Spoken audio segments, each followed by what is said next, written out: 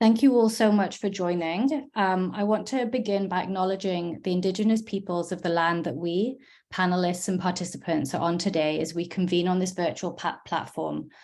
Hosting this event from Canada, we specially acknowledge the ancestral and unceded territory of all the Inuit, Métis, and First Nations people that call this land home. We do this to reaffirm our commitment and responsibility in improving relationships between nations and to improve our own understanding of local Indigenous peoples and their cultures. As we engage in these important conversations today, we reflect on the harms and mistakes of past colonialism, colonization, and development practices, and consider how we as individuals and communities try to move forward in a spirit of reconciliation and collaboration to build a stronger world together. Thanks all for joining. So the panel discussion today is on the STEM gap and are we actually driving meaningful progress? And so we are,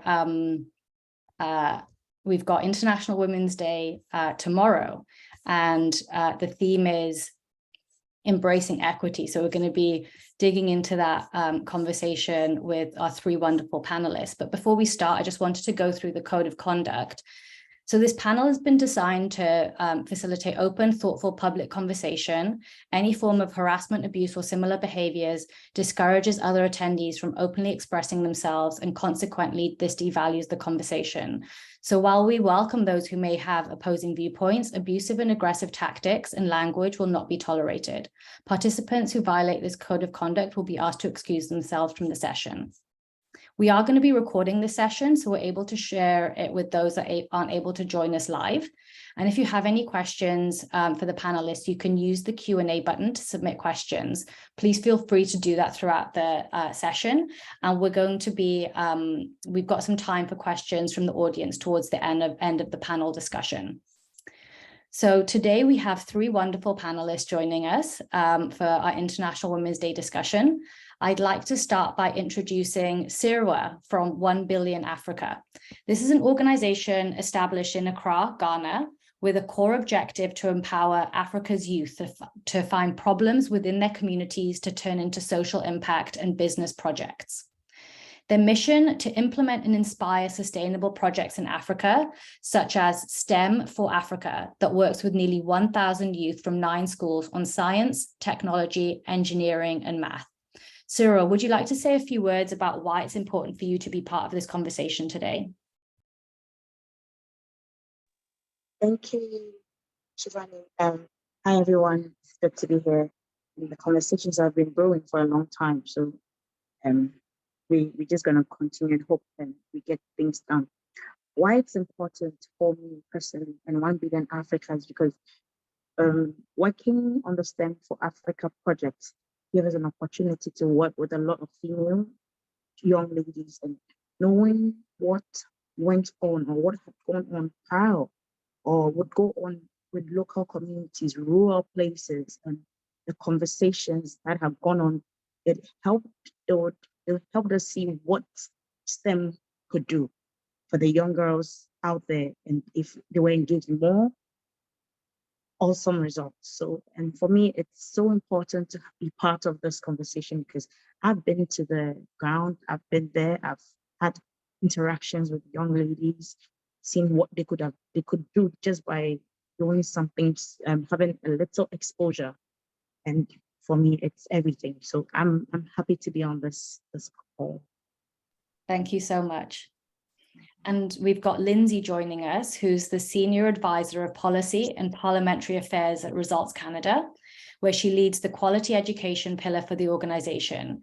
After completing her master's degree in peace and conflict studies, she worked on Parliament Hill as a staffer supporting a member of parliament before moving to Results, where she creates advocacy strategies, mobilizes the volunteer network, engages in policy dialogue, and influences parliamentarians to take action to end extreme poverty. Lindsay, can you share why this conversation is important to you?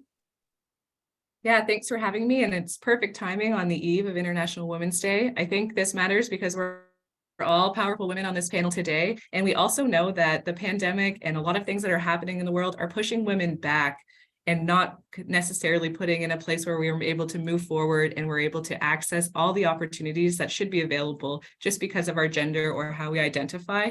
And I think from the Results Canada standpoint, we're an advocacy organization, so we don't do programming, but making sure that everybody feels inspired to take action and to make change both in Canada and whatever communities they're a part of, I think is really critical and is especially important when we're talking about gender transformation and equity today.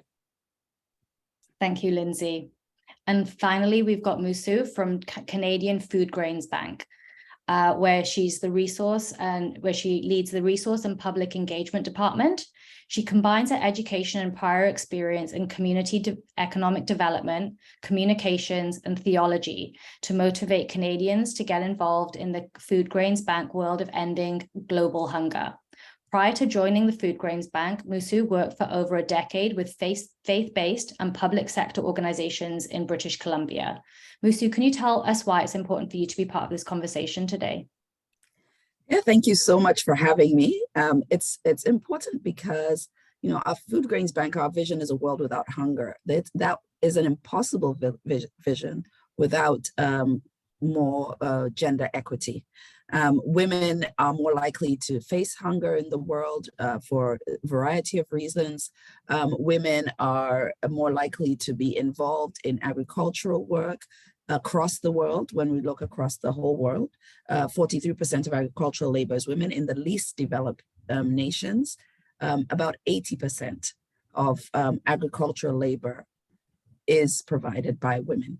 And so if we're going to make any progress towards ending global hunger, then we have to pay attention to the needs of women. We have to include women in design, in decision-making, and in every aspect along the chain of the food system. Thank you so much. Warm welcome to all of you. So let's dig into the conversation. As I said, the theme is embrace equity. Equity and equality are often used interchangeably, but they're not the same thing. So I think it's really an important emphasis to the International Women's Day theme is highlighting. The real difference is acknowledging that not everyone is starting from the same place or has the same resources. And that in order to level the playing field, sometimes we need to provide different levels of support or assistance to different people. And equity means treating people fairly and justly, taking into account their different needs, circumstances, and backgrounds. It's important for us to understand and acknowledge the value and value the difference between these two terms, because failing to do so can really perpetuate existing inequalities and create new ones. If we treat everyone the same without considering their unique needs and circumstances, we may inadvertently disadvantage certain groups of people who need additional support to overcome barriers and achieve success. So my first question for the panelists is around this theme and how the pursuit of equal opportunities can sometimes be exclusionary rather than inclusive. Sirwa, I would love to hear your initial thoughts. Okay, thank you. So yes, exclusionary sometimes because I think the basic needs, the basic blocks that form the inclusivity doesn't apply. We don't find it so much sometimes. For instance, basic faith in the woman that she can do whatever it is she can do, where we find that it's not even there for the first time. Faith in herself. Do they believe in themselves? We are trying to push the agenda, but are they believing themselves? We can also look at involvement contributions from them of various types of women from across the different spheres of the world. We can also talk about their connections and relations. Are people supporting them? Their family members supporting? The schools supporting? People in government supporting? So yes, the agenda is to include every woman or women in STEM projects and STEM in the digital spaces. But are they willing, those basic needs of faith in themselves, faith from others, say, I know you can do this, I think you can do this, and I'm going to support you. The connections, the warmth that comes with the whole digital space. Because when you get into the spaces and there's no warmth, you're not even curious enough to find out what's going on here. How can I be a part of this? How can I push that agenda? How can I do my work? So basically, yes, we're pushing the agenda for inclusivity for every woman, but it looks like it's going the other way around because these basic needs are not there. And so these basic needs or blocks are faced properly. We have a shaky building because our foundations are weak. Thank you. Thank you. Musu, over to you. Oh, you're on mute. Yeah, for me, if you could just repeat the question, just I want to make the link quite. Now I'm on mute. How the pursuit of equal opportunities can sometimes be exclusionary rather than inclusive. Yeah.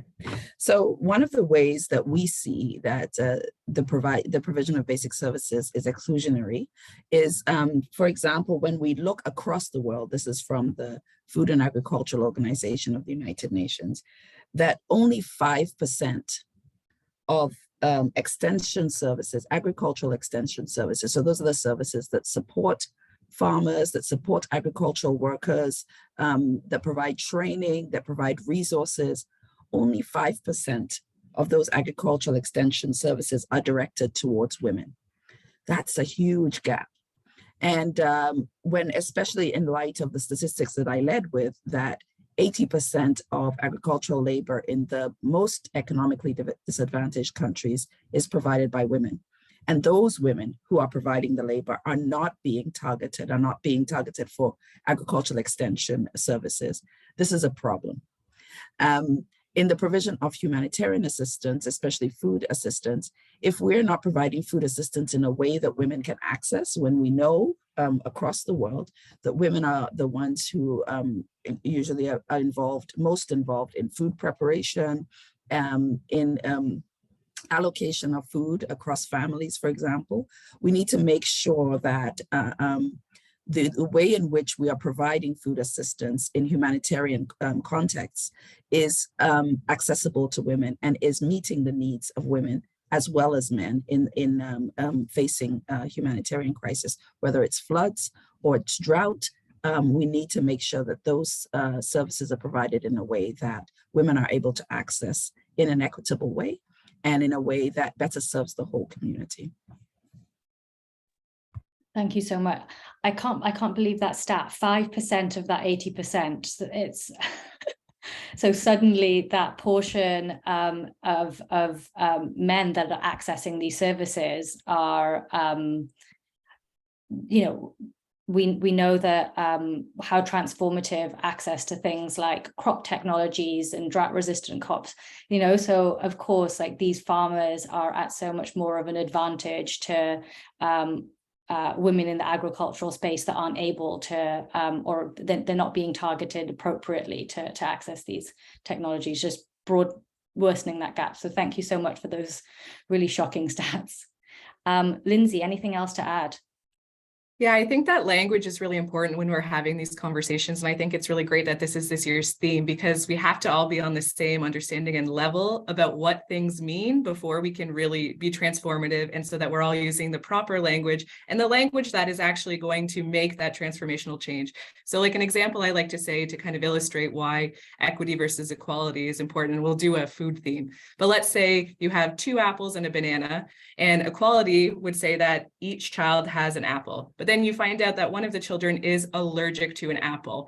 But to be fair, you gave them both apples, when realistically, you could have had a banana, and then that would have been more equitable because you don't necessarily know those circumstances, but you're not really addressing those needs. And so it's a really good understanding and way to see that you don't know what people's experiences are. You don't necessarily know what their circumstances are. And you can't just assume an equal footing in all points, because it could exclude folks. That young child might not eat that apple because she's in fact allergic, and therefore she's not going to eat that day, for example. So I think it's really important to focus on language and really have these nuanced discussions, or else we are going to be exclusionary, and that will definitely not put us on the path forward, especially when we're trying to hit all these targets for 2030.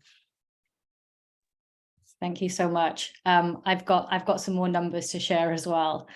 So at the pace we're going, we're about 140 years away from women being represented equally in positions of power and leadership in the workplace, 217 years away from gender income parity, and 300 years away from true gender equality. So it's wild to say these numbers out loud, but it's even harder to truly wrap our head around like what this actually means.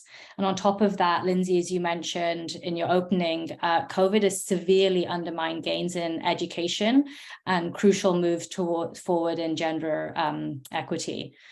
We know that this isn't just about access to education. It's not just an access to education issue, and the global economic and societal impacts of what we're talking about are sometimes harder to see.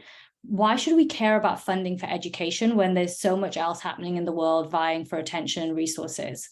Maybe Lindsay, if we can start with you. Obviously, this is an issue Results has worked on with the tremendous work to urge the government to keep the promise to increase investments in budget 2023, specifically calling attention to quality education in emergencies and support of education can't wait. So can you tell us about the drive behind this multi-month campaign?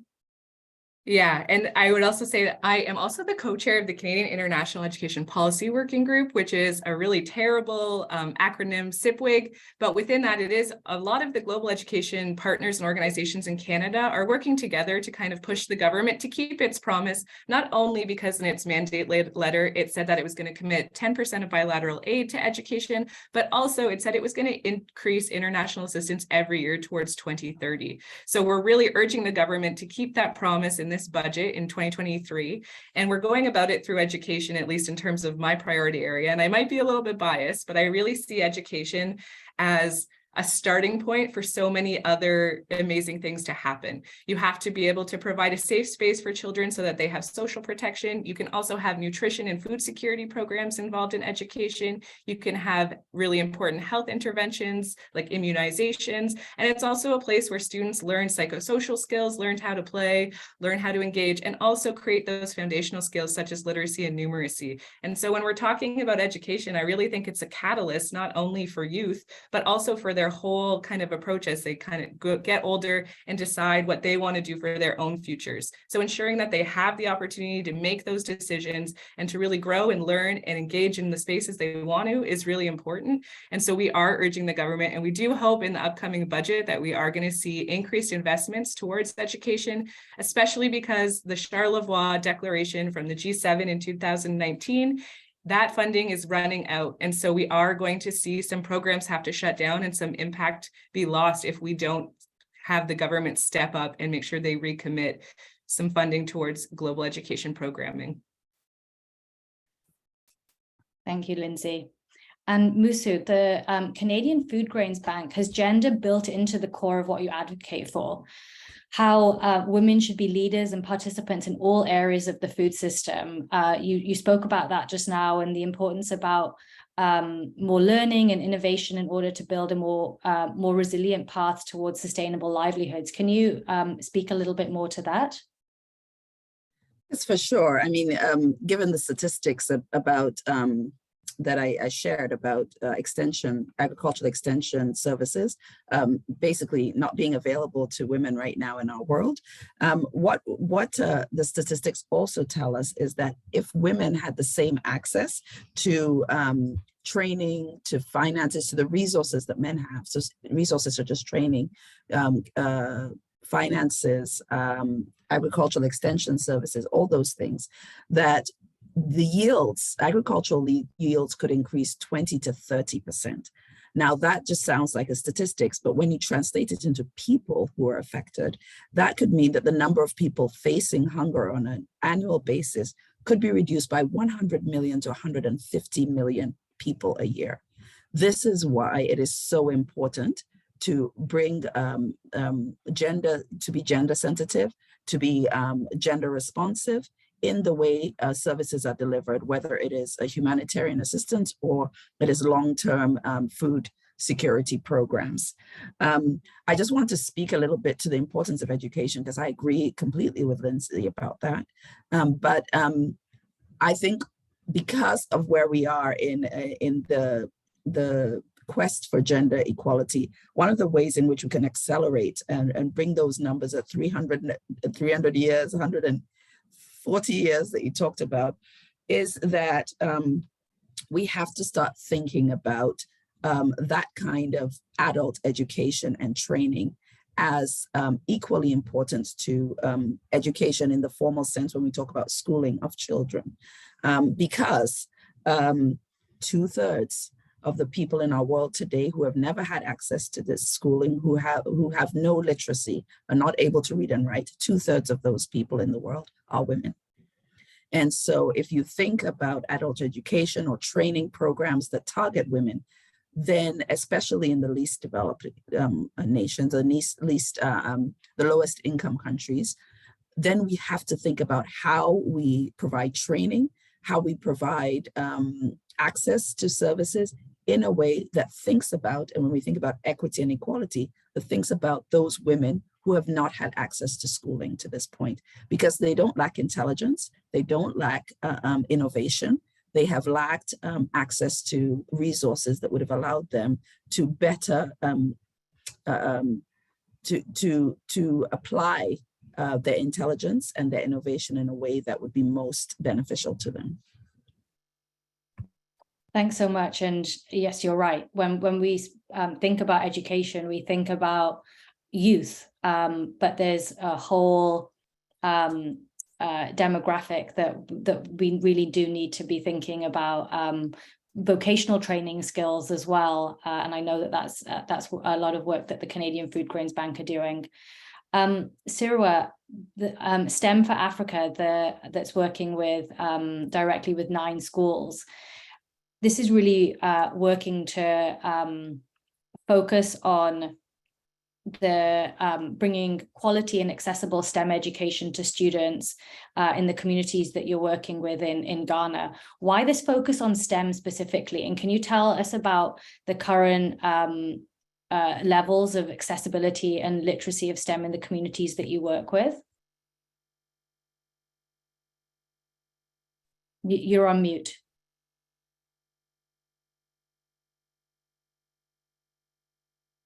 Hi, sorry, apologies. So why focus on STEM? I mean, it's the future.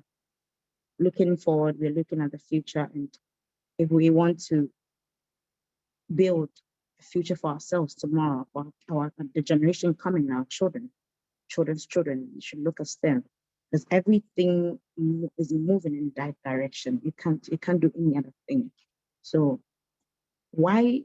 I mean, the question you asked initially, prior to the one you asked me specifically, was why should we even look at the education for a girl's child, right? Everything that has to do with women empowerment, economic empowerment, or girl child education would go aids today and would go the long run. I mean, we're talking about environment harm and distractions.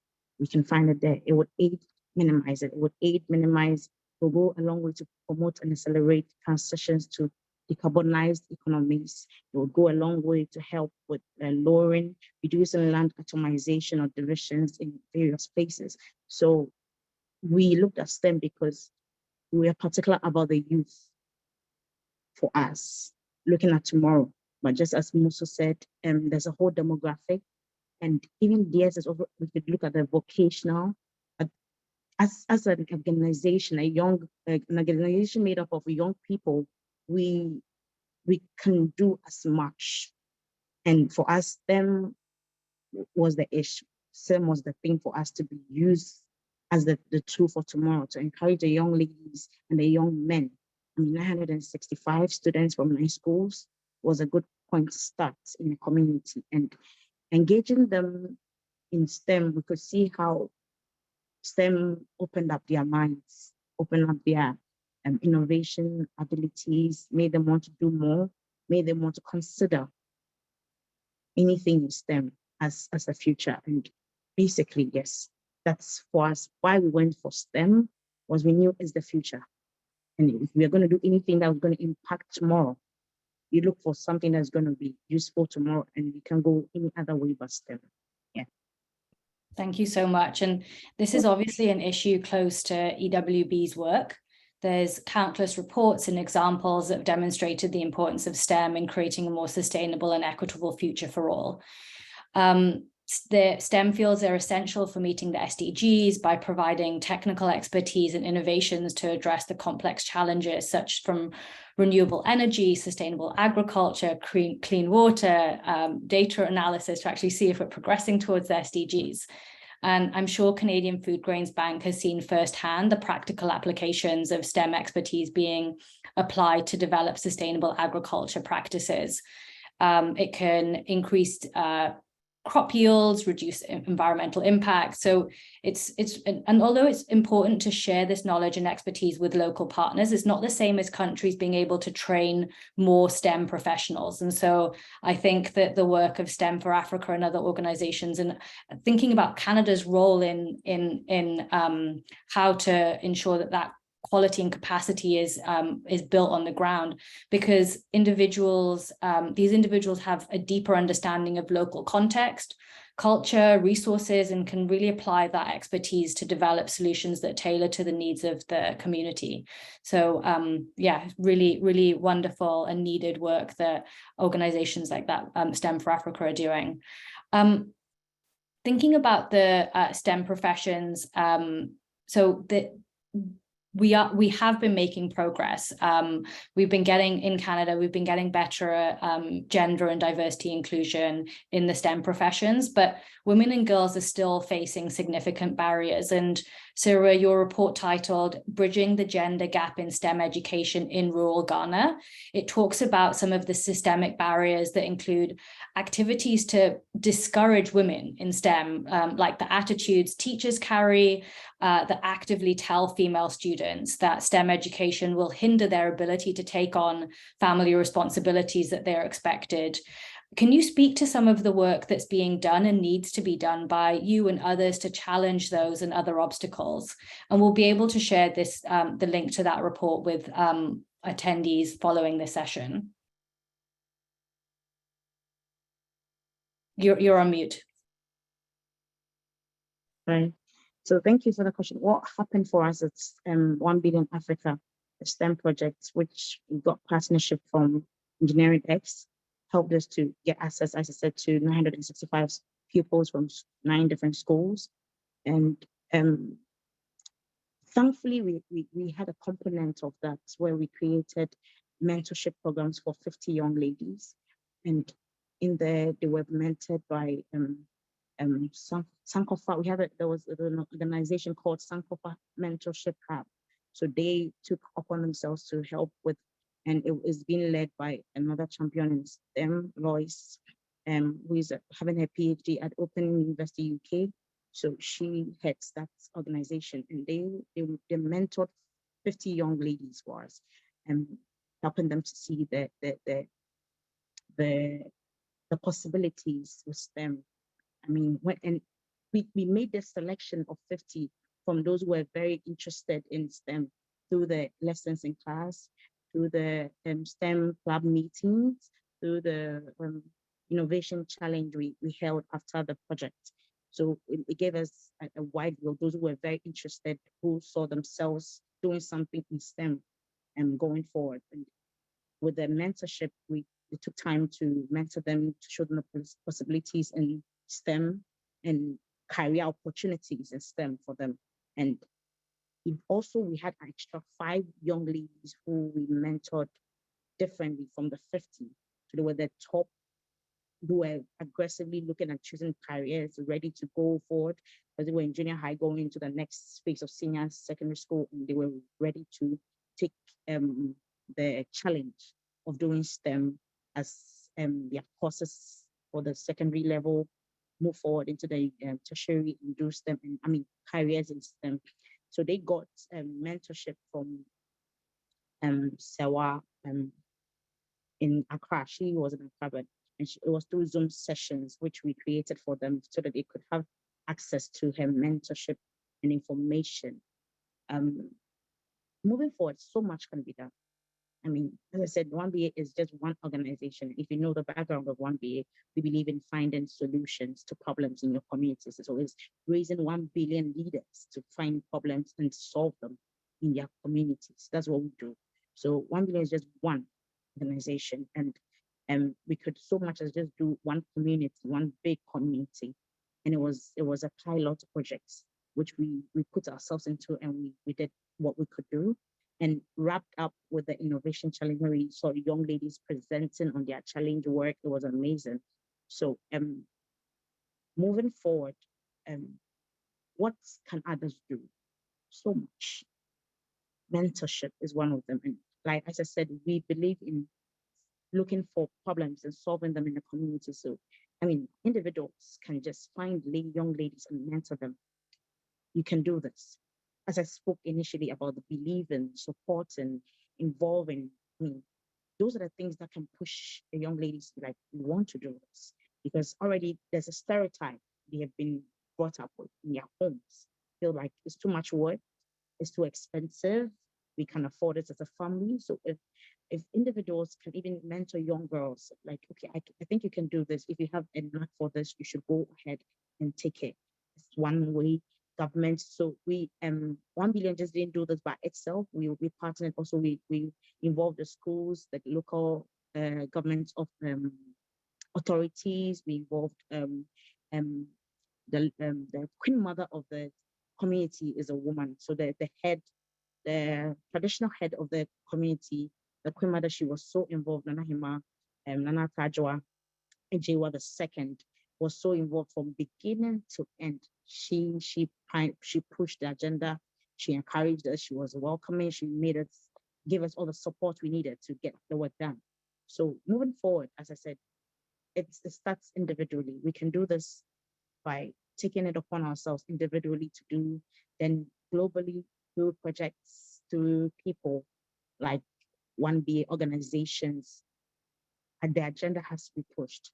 And the young girl child has to know about STEM, has to be enthused, like get them to get enthused about STEM, and we can see that. Thank you. Thank you.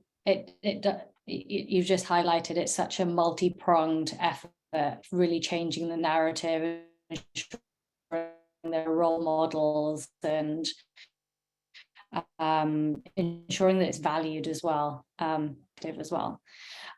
Musu, what does an effective gender responsive approach to innovation, technology, and formal and vocational education look like on a global scale? Well, I can tell you a little bit of what my opinion would be on that, but I think it has to start with involving women within their communities in the design phase, right from the beginning. You start with figuring out what technology people are asking for. So very often, unfortunately, in the international development, we enter into communities, we make our observations, we do our assessments, and then we determine what the needs are of that community. And I think we need to start with finding out what the community's felt needs are, what the community's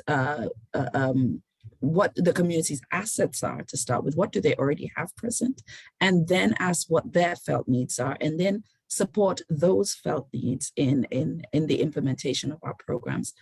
The other piece, apart from making sure the consultation is complete and genuine, is that technology, science that is applied within communities for the purposes of development is appropriate to that community.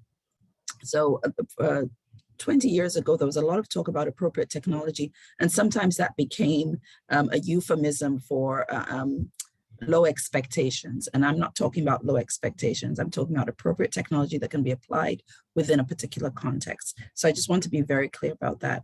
So I'm going to tell a story to give an example, because that sometimes just illustrates. I think about a young mother that I met in northern Uganda before the pandemic, so it would have been about 2019. And she had, because of social norms, really understood her role to be agricultural labor. She did not see her role as one who would actually plant and make decisions about what is planted and those kinds of things. We were working through one of our members with a local partner in that community. And that what they developed in that community was a drama the recruitment strategy was using dramatic performances to illustrate the workload burden of women in consultation with men and women, and realizing that the approach in that community was to highlight the health effects of the workload burden on women, and therefore on the family, and the risk that that poses to the family if women's health were put at risk because of the continuing workload burden as a result of social norms. So this young mom, her name was Grace, attended one of these drama sessions, and in her words, she felt like they were dramatizing her life. The amount of work she did from morning to night, she was up at 5 o'clock in the morning, she was working till very late at night. Her husband was going to the field and coming back and demanding food and all those kinds of things. Because of that, that mode of recruitment, she joined in a training program on conservation agriculture, that is technology, a particular way of doing agriculture. So she joined into the conservation agriculture. That reduced her workload burden because it requires less manual labor to actually be successful. She was understanding how to protect her soil so she could have better yields. With the reduced workload and as she renegotiated her household work plan with her husband. So she renegotiated that based on training that was provided. And then she started thinking about her future. So again, what are her felt needs? Her felt needs in that community was, how am I going to fund the education of my children where in a community where free education stopped at primary level? And so she thought about, having learned about agriculture, she decided that she was going to plant trees. She planted these 2 trees, and those trees are what in Canada we would think of as an RESP. She knew that by the time those trees had grown, the time the fruit was born, she would be able to sell that fruit to fund the education of her 2 children. So for her 2 children, when she had a child, she planted these trees, intending for them to bear fruit in time for her to use them to fund her children's education. So that training was particular, it was agricultural, but it met so many needs within that family and that community because it was appropriate and it was done in consultation with local communities and local partners to understand not just what our external eyes would see, but what they understand is the need within that community and the approach that would better reach the people in that community. So just that's such a great story, and it really illustrates the ripple effect that bringing someone in, and you could really see that how her name was Grace, how she felt seen, she felt understood through that dramatization, and which kind of made her involved. She was coming in because she was like, okay, you understand where I'm coming from. Yes. Thank you so much for sharing. And as you were talking, how the job space is evolving, and it leads me to thinking also about jobs of the future. And you can't really think about jobs of the future without thinking about innovation and technology. But obviously, we know how specifically how women and girls are being left behind when we're thinking about STEM technology and how these are going to be integrated into a lot of the jobs of the future. Lindsay, Education Can't Wait's global champion, Samaya Faruqi, was the former captain of Afghan girls robotics team. She said, "This is the 21st century, the century of technology, and any support to new educational opportunities for crisis impacted children should include science and technology in their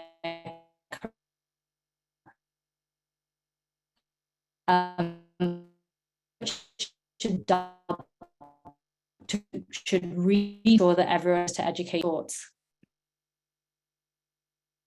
Yeah, sorry. You broke up, but I'm not sure if it's me or you, but I think we're all set now. And I think when we're talking about the technology of the future, and we're talking about those who live in some of the hardest places to reach, or who are living in fragile contexts or conflict affected zones or in emergencies, it's especially crucial because technology is the future. It is the future of jobs. It's the way that the world is trending. And we have enormous youth populations right now. And so if we're not providing the opportunities and skills to be able to learn some of these things and to be able to empower them to make solutions to some of these enormous problems that they'll have to face and challenge, then we're not really doing our due justice and due diligence to help the world kind of advance itself from all aspects. And so I think we know that there's a digital divide that exists. We know that young people there's a huge youth bulge happening around the world and in many different spaces. And we know that these contexts are often the most marginalized. And so how can we make sure that we're getting technology to those children who need it? And how are we also making sure that it is done from a good community approach, that it is done through mentorship, how it is also seeing women in positions of power as well, so that they do feel like they can take on those roles and they can be engaged in those spaces. And I think that that's one of the things that is super important. Around the world, we don't have a lot of female leadership on CEO boards or in different positions of power, even in the parliamentary or government systems. So how can we make sure we're showcasing that in these spaces while also making sure that technology is available? I think it's something that you're going to see a big trend towards in terms of the education space. It's already starting to be a big topic. The youth are demanding it too, and all of the different things that have happened. So at the Transforming Education Summit last September, the Youth Voices and the Youth Compact who were there were demanding digital skills. And I think that in the hardest to reach spaces, they're especially important because it's also how you can stay connected and stay involved in global conversations and connect with others.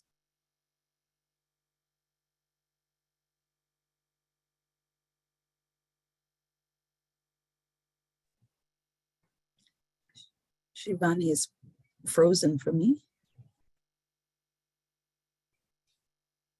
Hi, everyone. I think we may have lost our moderator, but oh, she's back. Hi, Shivani. Hi, can you hear me? Yes. Thank you. Technology challenges. Sarah, have you got anything to add, especially given that the fastest growing jobs globally will be increasingly require STEM skills?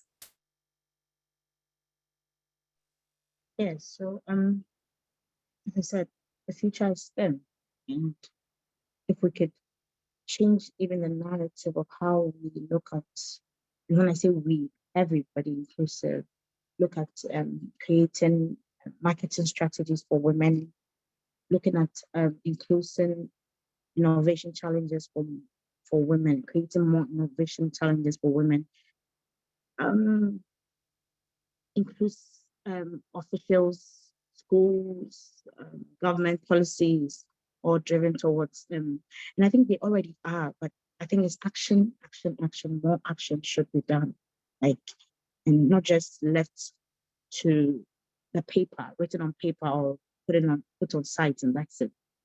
The action is basic, is down here, where you can find one person to work on or two people to work on and have results, so we can measure what we are accountable for, what we are doing or what's being done over the period. Yes, I mean, if you're going to look at more engineers, you're looking at more STEM jobs, then we need people to be qualified for those spaces so that no excuses are made, no biases are made.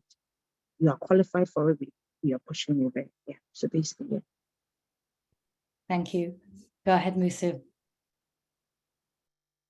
Thank you. I just as we're talking about education and appropriate technology and access, I just wanted to say that, through the pandemic, I mean, it started before the pandemic, through the pandemic, one of the technologies that we're seeing is becoming more and more important is cell phone technology.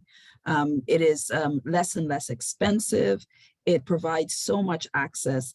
Through the pandemic, many of our programs at the Canadian Food Grains Bank were able to continue exclusively through cell phone technology, through the use of groups like WhatsApp and other technologies like that to provide extension services in remote areas and in areas that when people couldn't move around to join meetings or training programs or things like that.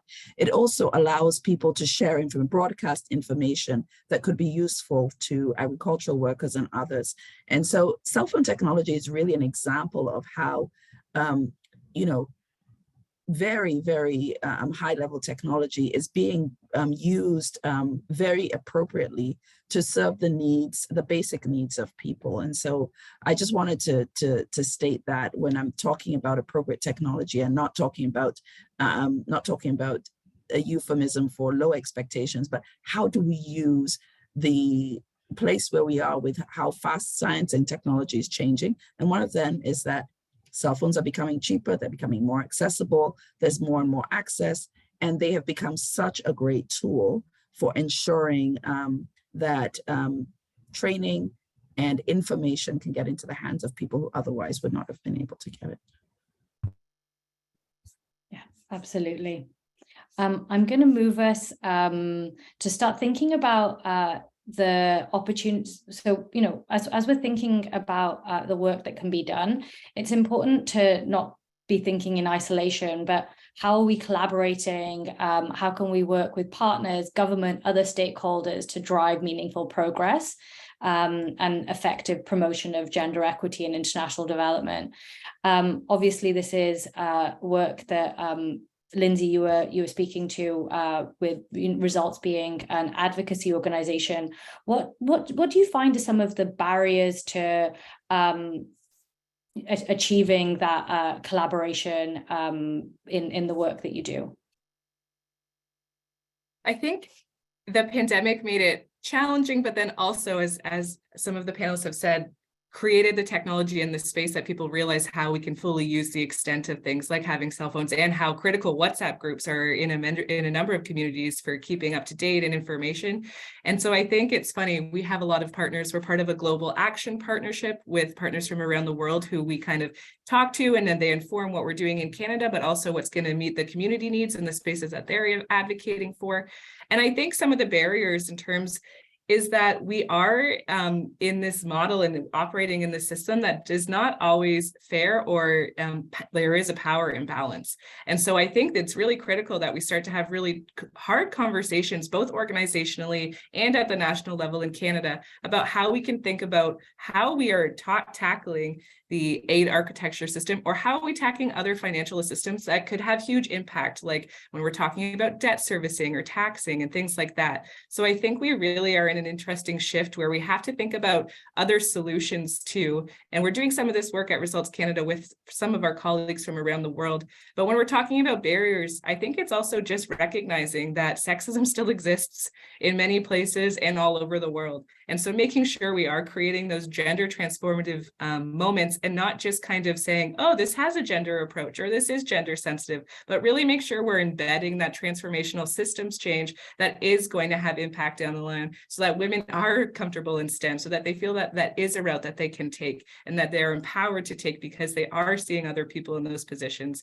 And so I think it starts from kind of a systems level. And I think that that takes a lot of work, but it's really what is going to need to happen to move the needle and to make positive impact in some of these spaces, especially when we're seeing a lot of crises on the horizon. It's critical that we kind of have optimism and continue to work together and not truncate issues as well. I think that's something we kind of silo issues, when oftentimes a complexity approach or a systems approach is really helpful and can really, really kind of create fantastic synergies between partners. And so I think kind of thinking in that sense and moving forward is going to be critical. Thanks, Lindsay. And it's also important to mention the role of private sector in promoting gender equity through its business practices, corporate social responsibility initiatives, and thinking about how we can work with companies to develop these gender sensitive policies and practices and support initiatives that promote women's economic empowerment and leadership. Because corporations have got the ability to direct billions of dollars and billions of dollars worth of resources if they feel it's important and if they feel that pressure.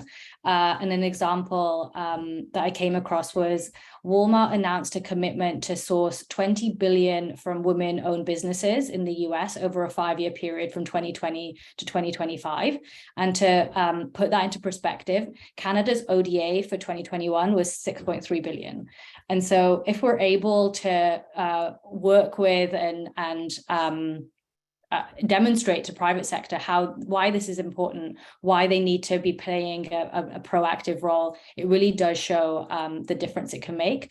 Sarah, do you have any thoughts about this?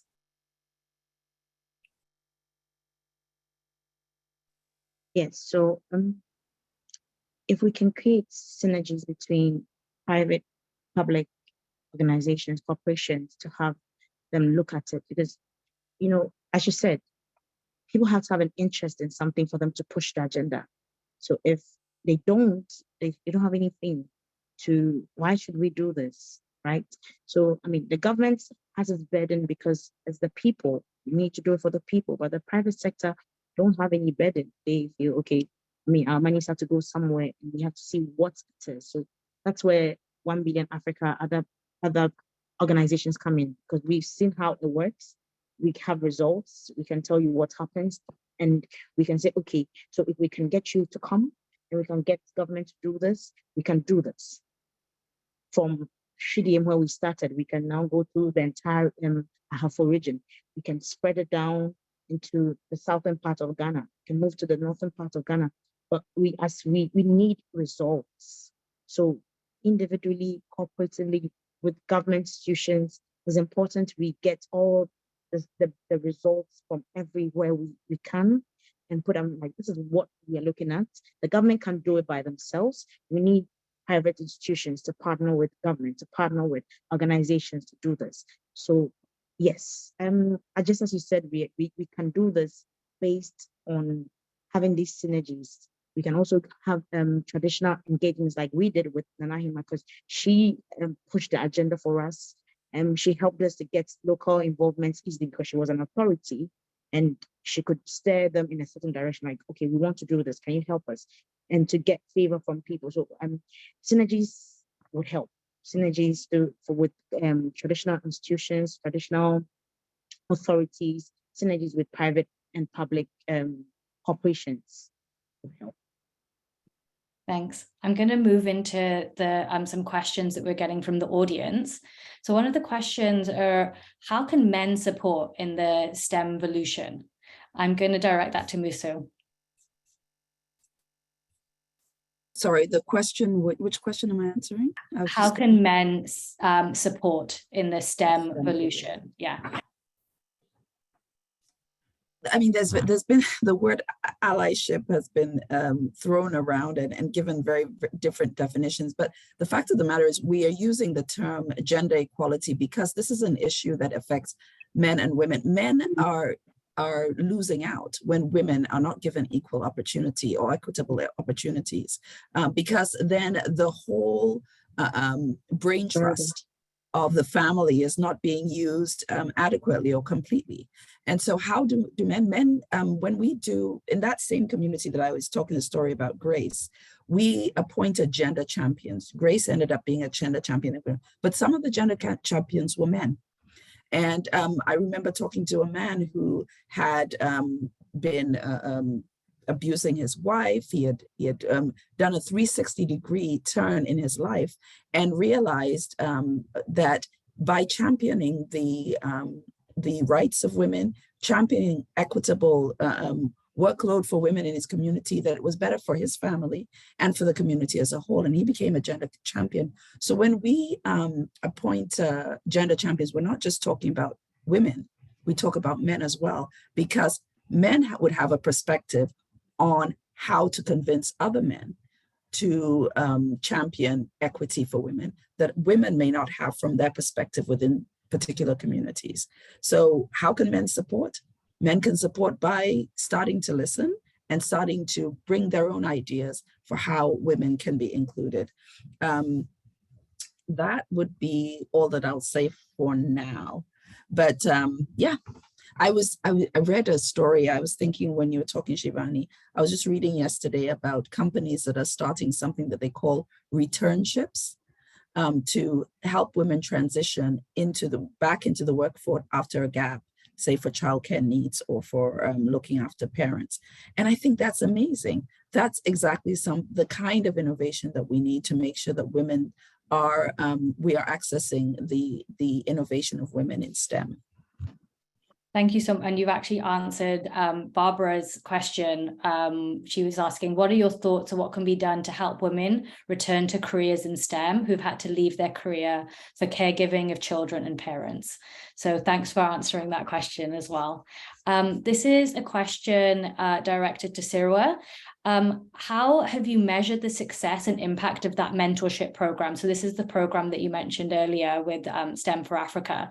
And this is asked by an applicant for our Canada Africa Innovation Fellowship fellow. The question again, please. How we've measured the success and impact of the mentorship program.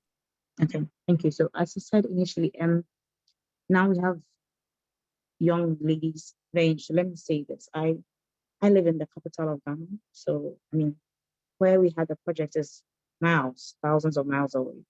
So we had to go there, and I got to interact with so I took interest in one person, a young girl, because I was like, okay, she wanted to know more. She was getting closer. So I got involved with her to get to know what her desire. I'm not a STEM student. I'm a purely arts and English communication person. But here was a young girl who was interested in STEM and wanted to know more. And was like, okay, can I come to the capitals and can I talk? What can I do? Eventually, we ended up talking. She was just done with her junior high and she was moving into her senior high. And she was like, I'm going to do science as a course. I'm like, yeah, go ahead. And if you are able to do it and go through it and you pass, I'll be waiting for you in the capital to further. However, we're going to further the education. This is one typical example of how we are measuring it for 1BA Africa, because we are not just integrated from the community. The community has become our home now, the people have become our friends, have become family. And Ahima is like a mother to all of us in the organization. So, and the assemblyman who is also into education, local government education is also, we get to know, we still know what's going on in there. I mean, recently we went back to start a coding tech program there, just for a few students again, just to start to see how interested they were in coding. So for our measurements, those 5 girls who came out of the 50, as I said, we saw them going into venturing for STEM, and how the stats or the basis for venturing for STEM is to take up courses in science. For us here in Ghana, you get to do science, and you can branch into chemical, you can branch to biological, however you want to go.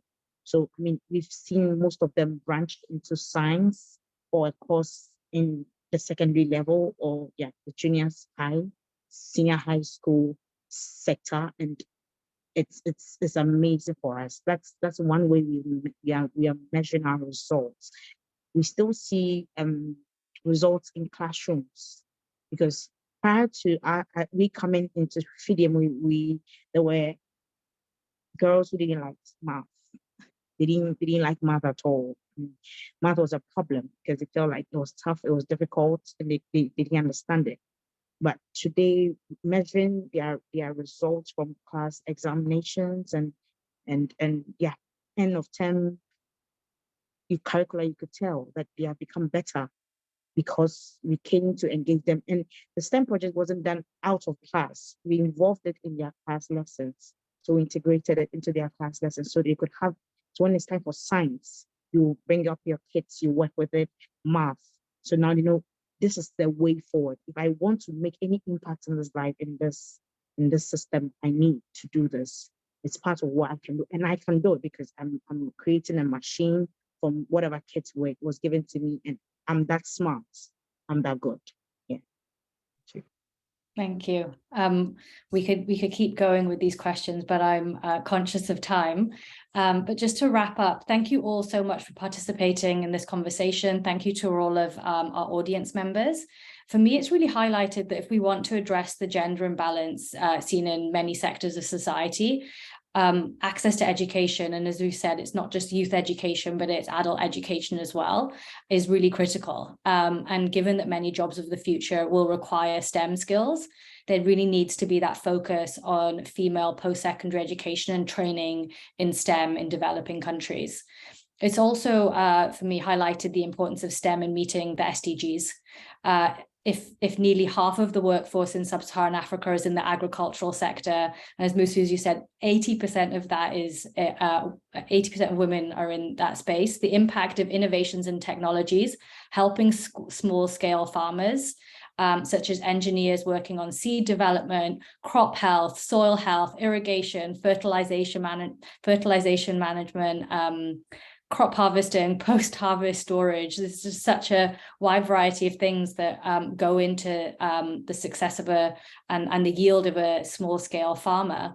It makes such a huge difference to their produce, to the reliability of their income, and it highlights the need for transfer in know-how and tech transfer, to, in this one example, to small-scale farmers. But what are those other areas of intervention as well that we can work collaboratively between Canada and developing countries? So those are some of the things that it sparked for me, and I hope that this has been a conversation that's kind of prepping people and getting the cogs turning ahead of International Women's Day tomorrow. Thank you again to all of the panelists, and we'll be sharing some of the links and resources that have been mentioned today in the panel with the audience. Bye.